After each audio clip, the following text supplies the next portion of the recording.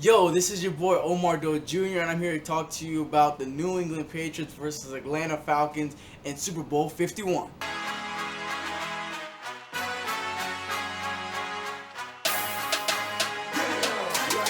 So this is of course going to be a high scoring affair. You have two of the NFL's top 5 offenses in the game and two of the top 10 quarterbacks in the league. And no, Matt Ryan is not in the top 5. You got Tom Brady versus Matt Ryan. Matt Ryan in his first Super Bowl appearance, first time to ever get to one and actually win the NFC Championship game over the Packers, which they completely and utterly just destroyed and decimated the Packers defense. More likely, I would say their pass defense, their corners, their just secondary. Very strong safeties with Micah Hyde, Morgan Burnett, and Clinton Dix, but their corners are just so weak. Sam Shields hasn't played, and I feel like forever, and they just got completely torched and obliterated and exposed like everybody claiming their defense was. They were completely exposed. While New England, on the other hand, just got off the game with Steelers where they did their normal thing, just played the way the Patriots play, take away your best offensive weapon in Antonio Brown, take away Le'Veon Bell, which they really need to do because he got a groin injury, and then, just go out and play your offense with the system, and Tom Brady did that and exposed their defense for what everybody claimed their defense really was. I mean, to be honest, Atlanta played a suspect secondary, and so did New England, and both of them were torched and exposed like what always happens in playoff football when you're playing real quarterbacks, real offenses, and just real-time, real-deal players. So as I digress, both of these teams have very strong offensive standpoints, and I'm going to hit on the Atlanta Falcons first. First, you got Matt Ryan, who's nearly passed for 5,000 yards and has 38 touchdown passes with just 7 interceptions. And he's lightning red hot right now, just coming off a game with the Green Bay Packers, like I explained. He passed for nearly 400 yards, I think 400 yards, and had 4 touchdown passes. Lit him up with Julio Jones, who just came back out of his recent injury with, I think, his toe or his ankle. And he's well back to speed, as we saw in the game. He just completely killed the Green Bay Packers secondary and torched them. 9 catches for 180 yards. And also, Matt Ryan hit some other pieces as well. He has a perfect secondary piece in Mohamed Sanu, who knows how to play his role, especially getting all that great experience from Cincinnati, bringing it over to the Falcons, and just being that big play wide receiver, but also understanding that he has to work within the realms of being second fiddle to Julio Jones. And then you also have Devontae Freeman and Tevin Coleman coming out in the backfield. That backfield tandem didn't have a great day in rushing, but of course they killed them in the passing attack. It's either one or the other or both. And today it was a passing game where they both caught a touchdown, I presume. I know Devonta Freeman had a touchdown catch. I don't know about Tevin Coleman. It's just freaking loaded, and we haven't even gotten to Gabriel. He had a very suspect drop in the beginning of the game and didn't really have a big game that we all expected from him.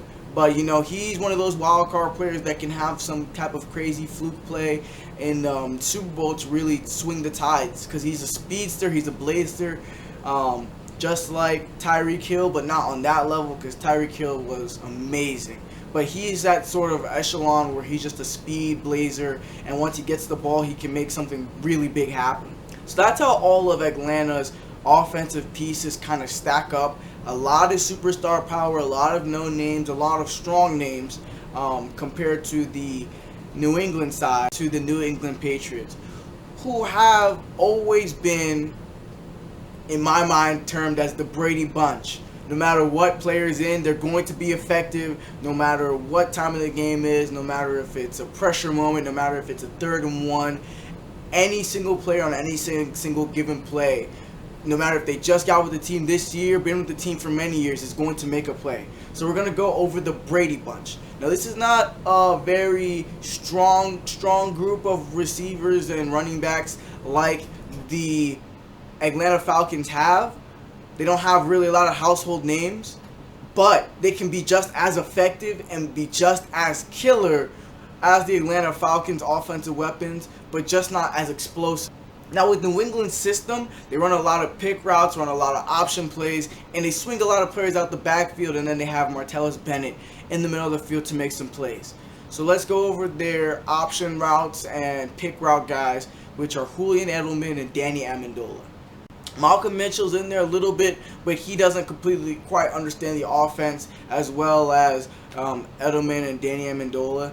They are really Tom Brady's big guys, and Amendola's been out for injury for the past couple of weeks, so he's integrating himself back these past couple of playoff games and has been pretty effective, playing himself back into the role that he's kind of second fiddle to Edelman, but because they run so many option routes and because Tom Brady's good with analyzing the field, he's a very nice viable option for him as well. So then we're going to go into Julian Edelman, which is Tom Brady, of course, favorite receiver, the new Wes Welker. He is going to be a very big, intricate part of the offense. Because when everything breaks down, when it seems like Tom Brady's just missing every single person and has 2 3-and-outs, 3 3-and-outs, and they need to have some offensive momentum going because their defense is just about to break, because it is a bend defense, not a break defense. Julian Edelman always comes up as the safety blanket, whether it's 3rd and 1, 3rd and 5, 3rd and 9. He is going to practically decide the game for New England if they want to stay in the game, if they want to possess the ball during the game, or if they want to lose the game. And he has always come up in big moments, but no one's really ever called him a big moments player because everybody just kind of expects it out of him because he's part of the Patriots, he's part of the Patriot bunch, he's part of the Brady bunch, and everybody in the Brady bunch always produces whenever the moment comes, whenever the time comes for their name to be called, they always produce. But people don't realize how big of a factor he is in Tom Brady's offense that he runs. I mean, he's their everything. He's their guy, especially with Rob Gronkowski out. I digress. Julian Edelman and Danny Amendola are going to be very big, intricate parts of the offense. They're not as explosive as Julio Jones and Mohamed Sanu, but like I said, they can be just as effective because Tom Brady can make them effective. With the way they run their routes and the way he scans the field, they can make just as big of an impact on the game as Julio Jones and Mohamed Sanu. So now we're going to go over to the 2 other receivers that they have. They're somewhat big play receivers with Chris Hogan and Malcolm Mitchell. Now, Malcolm Mitchell has been in and out the offense. I can't say that he's been in the doghouse per se, but when it comes to Julian Edelman and Amendola, I feel like I just don't see him on the field as much compared to those two. They do run a lot. They do run a lot of tight end formations, and they just have Amendola and Edelman out there. Sometimes they have Malcolm Mitchell out there, and then they put one of those 2 players in the slot. But usually that's the formation that they run, so that's why I don't see him that often. He did make some big plays earlier this year, but he's kind of faded into the background as the year progressed. He's back now, and like I said, with the Brady bunch, you can expect anybody and everybody to make a play to help them win the game. Especially with Bill Belichick's coaching and the way they coach situational times instead of just coaching the plays. He can still make an impact in the game. Then you have Chris Hogan. Now, he's been a big play threat for the New England Patriots all year long, especially since Gronk's been out. He has been a very, very helpful player when it comes to downfield plays and taking the ease off of Edelman, especially Edelman because Amendola's been hurt so much when it comes to who's going to help produce all these passing yards for the Patriots. Now, we just had a really big game against the Steelers. It's funny because he had a really big game against the Ravens as well. The NFL North division rivals. But he needs to come up big in this game. He really needs to, and he has the perfect opportunity to. Both of these teams have the opportunity to light up the other team. I would say more so the Patriots than the Falcons. Because Chris Hogan is on the team and he can take the top off the defenses, especially the bad ones, I feel like he's going to have a couple big plays in the Super Bowl for sure, 150%. Especially, I understand that Atlanta Falcons defense has gotten faster, and I understand they do have the #1 pass rusher in the game at the moment who has the most sacks in the league, Vic Beasley, 2nd year out of Clemson. Clemson's strong, Clemson's tough. he is going to have a very big impact in the game and the whole defense and the speed aspect. And I understand that Chris Hogan is not a speed blazer, but like I said, the Atlanta Falcons defense, pass defense especially, is awful. It's god-awful. They're 25th in the league. They give up an average of 300 plus passing yards per game. But like I said, I'm going to get to that later in the video. Chris Hogan's going to need to make some big plays. And him alone, like I said, the Beatty Brunch, just those 4 receivers can match the production of Devonta Freeman, Tevin Coleman, Julio Jones, and Mohamed Sanu. Now, the 2 players that are going to make a big impact for, well, I would say 3, well, 4. New England just has so many guys that can just plug in and use. Since Dion Lewis has been out the whole year, you have James White, who can make plenty of plays out of the backfield, who's practically Dion Lewis, just a little bit smaller, different build, doesn't have the crazy knack for the end zone, but can get there. Then you have Dion Lewis, who's practically the same as James White. They can intermingle in between plays and just switch in and out of plays. It'd be crazy if they're both in the backfield and they both run routes, as well as, you know, all the other receivers around them. That would be a big impact. And those 2 alone can match the big playability of Gabriel on the Atlanta Falcons. So then that completely evens up both offenses. And then you throw in Martellus Bennett, the big play, slower Gronk. So he hasn't had any crazy big plays these past couple of weeks. But they've been focusing more on Edelman, more on Hogan, more on Amendola. And he's been a very, very good, viable blocking option and blocking player for the Patriots in the run game. And he's doing everything he's asked of, and he's playing perfect, and he's not being a distraction, which isn't any surprise when it comes to New England Patriots style. So he's going to have a very low-key impact on the game, which can turn into a big one. It's kind of crazy. Every single player in New England can have a big game. I've seen every single player in New England have a big game. It's really something to... it's just fascinating, really, to be honest. The system that is just run. Josh McDaniels is an excellent offensive coordinator. So is Kyle Shanahan. And it's going to have a really big game. Now, there are a couple names I didn't name. I did not name Malcolm Floyd. He hasn't had an impact since the Miami game. He might be a nice wild card factor, but if Coach Belichick, if I don't see him in the game within the first quarter, second quarter, I don't expect him to see him make any big plays throughout the rest of the game. Bill Belichick's not just going to throw in anybody. After not playing him from Week 17 on to the Super Bowl, I barely see Malcolm Floyd. He dropped a couple passes. He dropped the pass last week, and it was an interception. I think that was the end for him. Who knows? You never know with the Patriots. But that's just what I think. I don't think he's going to make an impact at all. That's the only player I really didn't focus on when it comes to the offenses. Both the offensive lines are pretty solid. Both teams haven't had really any crazy problems with a quarterback being sacked. So on that point, I'm going to jump over to the defense. So on the offensive side, New England give New England the edge because they do have more weapons that will come in the clutch for them and will go with the system very nicely and make big plays. As well as Atlanta Falcons pass defense is 25th in the National Football League, giving up 300 plus passing yards a game. So that advantage doesn't go to the New England Patriots.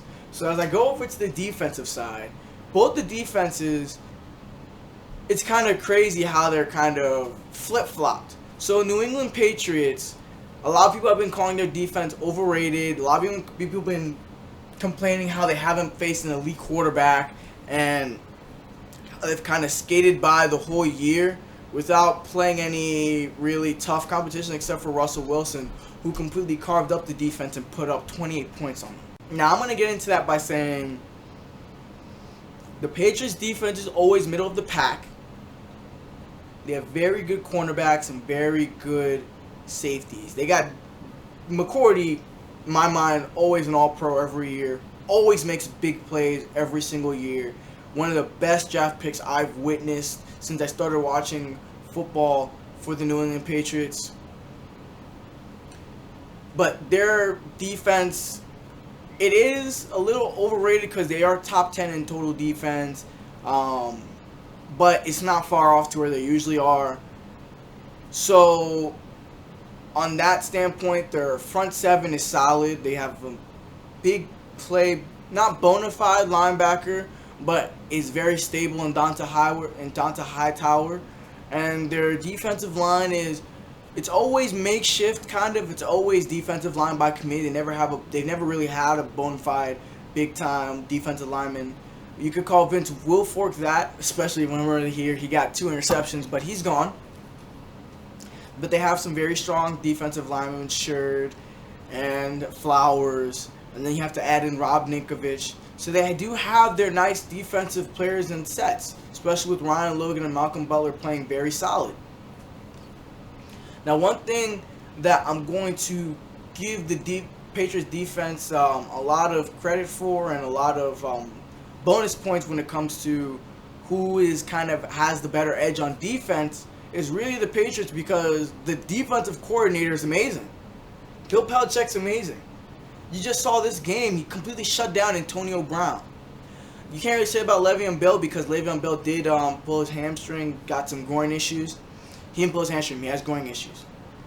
But, I mean, he completely shut him down, double-teamed him the whole game.